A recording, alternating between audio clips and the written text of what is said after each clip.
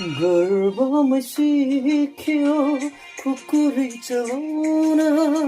पर्दैन सिक्न बारु खेलाउन नेपाली हो तिमी संसारलाई जित्ने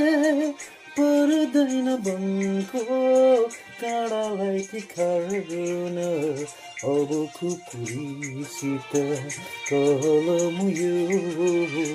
दिन्छु तिमीलाई मेरो निशानी वीरताको चिनो वीरको सन्तान शहीदको रगत लौरेको निशानी अब तिम्रो हातले लेख्नु छ